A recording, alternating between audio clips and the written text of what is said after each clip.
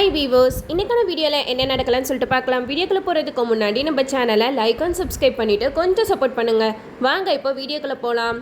நம்ம கார்த்திக் ரேவதியை பார்க்குறதுக்காக ஹாஸ்பிட்டலுக்கு வராங்க. அங்கே பார்த்தா நம்ம ஸ்வாதி சந்திராவை ஏதோ சாக்கு சொல்லி வேறு பக்கம் கூட்டிகிட்டு போயிடுறாங்க. அதே மாதிரி ரோகிணியும் சாம்பிஸ்ரீயை கூட்டிகிட்டு போகிறாங்க.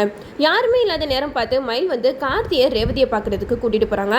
அப்போது கார்த்தி ரேவதி கிட்ட பேசுகிறாங்க. எதுக்காக ரேவதி இந்த மாதிரிலாம் முடிவெடுத்த அப்படின்ற மாதிரி கேட்க, அதுக்கு ரேவதி சொல்கிறாங்க, என்னால் உன்னை பிரிஞ்சு வாழ முடியாது. அது மட்டும் இல்லாமல் எங்கள் அம்மாவை பற்றி உனக்கு தெரியும்ல, அவங்க கண்டிப்பாக நம்ம ரெண்டு பேர்த்தையும் சேர்ந்து வாழவே விட மாட்டாங்க. அதுக்காக தான் இப்படி ஒரு முடிவெடுத்தேன் அப்படின்ட்டு சொல்ல, அதுக்கு கார்த்தி சொல்றாங்க, ரேவதி உங்க அம்மாவுக்கு எங்க குடும்பத்து மேல பகை, அதனாலதான் கோபத்துல அவங்கள அறியாம என்னென்னமோ பண்ணிட்டு இருக்காங்க.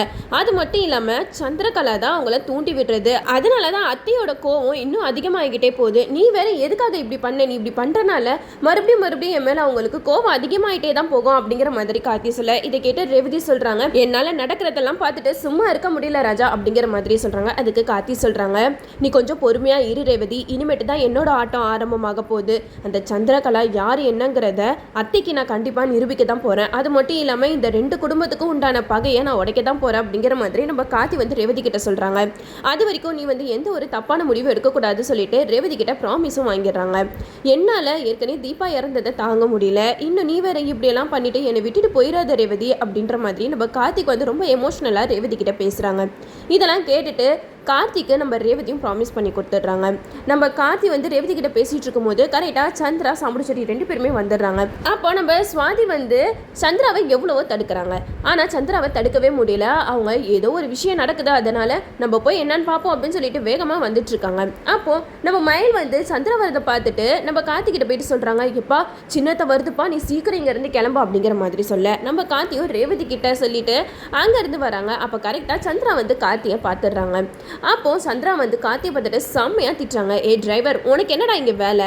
ஒன்னால தான் இப்போ ரேவதிக்கு இந்த நிலைமை. நீ எங்க குடும்பத்தை ஏமாத்தி அவ கழுத்துல தாலியை கட்டி இப்போ பாரு அவளோட உயிர் போற நிலைமைக்கு ஆளாயிட்டா அப்படிங்கிற மாதிரி சொல்ல, அதுக்கு மயில் சொல்றாங்க, இங்க பாருங்க சின்னத்தை, நீங்க எதுக்காக இப்போ கார்த்தியை திட்டிட்டு இருக்கீங்க?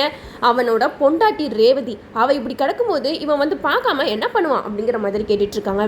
அப்போ நம்ம சாமுண்டீஸ்வரி வராங்க. சாமுண்டீஸ்வரி பாட்டி கார்த்தி ரெண்டு பேருமே நிக்கிறத பாக்குறாங்க. அப்போ சாமுண்டீஸ்வரி கார்த்தி பாட்டியை ரெண்டு பேருமே பயங்கரமா திட்டுறாங்க. அதான் உங்க உறவே வேணாம்னு சொல்லி நாங்க ஒதுங்கி வந்துட்டோம்ல, எதுக்காக எங்களை மறுபடியும் தொந்தரவு பண்ணிட்டு இருக்கீங்க அப்படிங்கிற மாதிரி கேட்க, அப்ப ராஜராஜன் வராங்க. ராஜராஜன் சாமுண்டீஸ்வரிய சார மாதிரியே கேள்வி கேட்கிறாங்க. என்ன சாமுண்டீஸ்வரி நீ நினைச்சுக்கிட்டு இருக்க? நீ எல்லாம் ஒரு தாயா? பெத்த பொண்ணோட வாழ்க்கையை கேள்விக்குறியாக்கிட்டு இப்போ அவளோட புருஷன் அவனை பாக்குறதுக்கு கூட நீ அனுமதிக்க மாட்டேனா? நீ எல்லாம் என்ன பொண்ணு அப்படிங்கிற மாதிரி கேட்க, இதை கேட்ட சாமுண்டீஸ்வரி பயங்கரமா டென்ஷன் ஆயிடுறாங்க.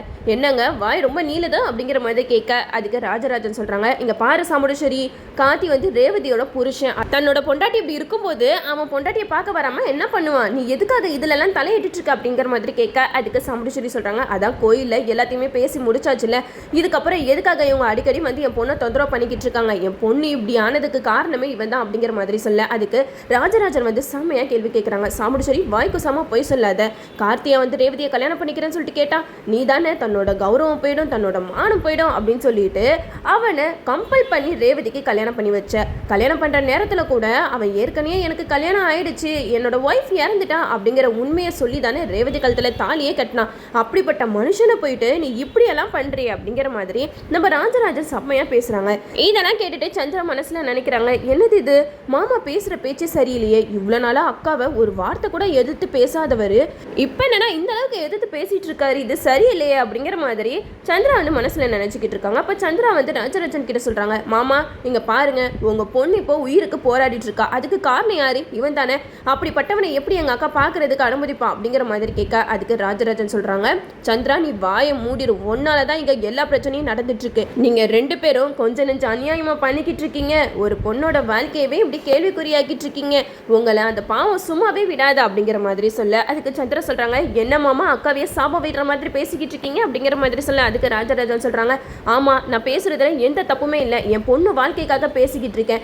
என் பொண்ணு இப்போ உசுருக்கு போராடிக்கிட்டு இருக்கா. அவளுக்கு மட்டும் ஏதாவது ஒன்று ஆச்சு அப்புறம் நான் அவங்க 2 பேத்தையுமே சும்மா விட மாட்டேன் அப்படிங்கிற மாதிரி ராஜராஜன் சொல்லிடுறாங்க. அப்போ கார்த்தி சொல்கிறாங்க, மாமா வேணாம் விடுங்க, எங்களால் எதுக்கு உங்கள் குடும்பத்துக்குள்ள பிரச்சனை அப்படின்னு சொல்லிட்டு நம்ம கார்த்தி பாட்டி 2 பேருமே கிளம்பி போயிடுறாங்க.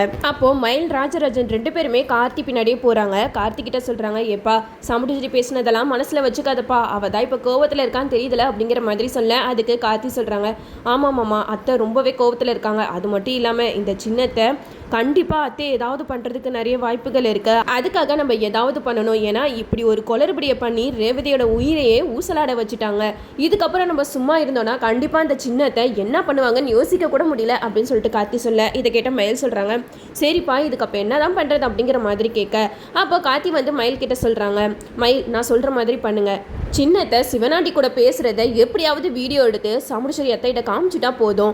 அத்தை மட்டும் அதை பார்த்துட்டாங்கன்னா கண்டிப்பாக தன்னோட தங்கச்சி தனக்கே துரோகம் பண்ணிட்டு இவ்வளோ நாளாக இந்த குடும்பத்தில் இருந்திருக்கா அப்படின்னு சொல்லிட்டு சந்திராவை வீட்டை விட்டே துரத்திடுவாங்க. அந்த ஒரு நிலைமைக்கு நம்ம சின்னத்தையே ஆளாக்கணும் அப்படிங்கிற மாதிரி கார்த்தி சொல்கிறாங்க. இதெல்லாம் கேட்டுட்டு மயில் சொல்கிறாங்க, ஆமாப்பா எப்படியாவது சின்னத்தையே இந்த வீட்டை விட்டு துரத்திட்டா போதும், அடுத்து அத்தையோட மனசை கொஞ்சம் கொஞ்சமாக மாற்றிடலாம் அப்படிங்கிற மாதிரி மயில் சொல்கிறாங்க. இதுக்கான பிளானெல்லாம் சூப்பராக போடுறாங்கன்னே சொல்லலாம்.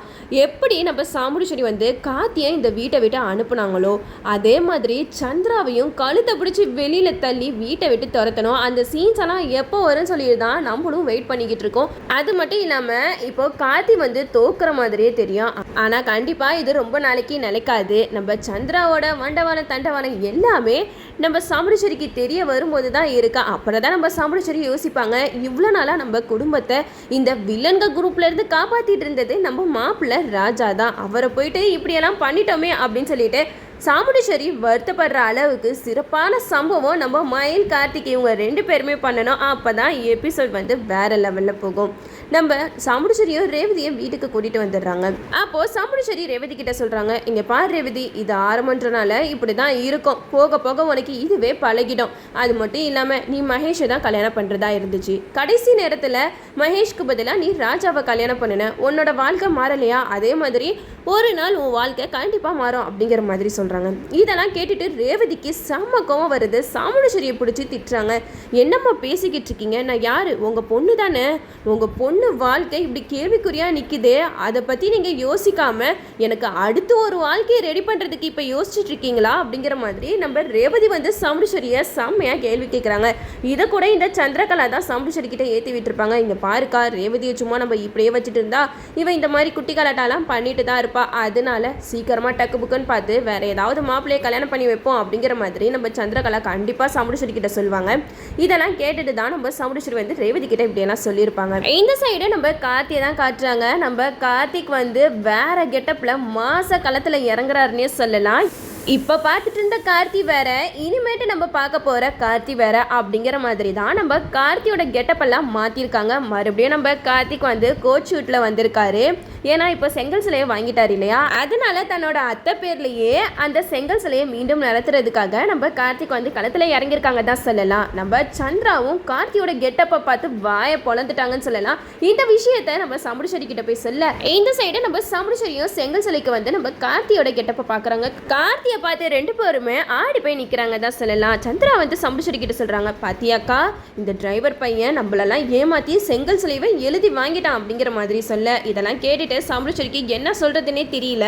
அப்போது நம்ம கார்த்திக் வந்து கோச் வீட்டில் சாமுடிச்சேரி முன்னாடி நிற்கிறாங்க. இங்கே பாருங்க என்ன தான் நீங்கள் நீ வீட்டை விட்டு துரத்திருந்தாலும் இந்த செங்கல் சொல்ல உங்களை விட்டு எங்கேயுமே போகாது, இந்த செங்கல் சொல்ல நான் உங்கள் பேரில் தான் வாங்கியிருக்கேன், இதை எப்பயும் போல் நான் தான் நடத்த போகிறேன் அப்படிங்கிற மாதிரி செம்மையாக சவால் விட்டுட்டு போகிறாங்கன்னு சொல்லலாம். இனிமேட்டு நம்ம கார்த்தியோட ஆட்டம் வேற லெவலில் இருக்க போகுது அப்படிங்கிறது நம்ம கார்த்தி பேசிட்டு போகிறதுலே தெரியுது. இனிமேட்டு எப்படியெல்லாம் கார்த்திக் வந்து சந்திராவை ஓட விடுறாங்கன்னு சொல்லிட்டு நம்மளும் வெயிட் பண்ணி பார்ப்போம். ஓகே வீவர்ஸ், இந்த வீடியோ உங்களுக்கு பிடிச்சிருந்தா லைக் பண்ணுங்கள், மறக்காமல் நம்ம சேனலை சப்ஸ்கிரைப் பண்ணிடுங்க.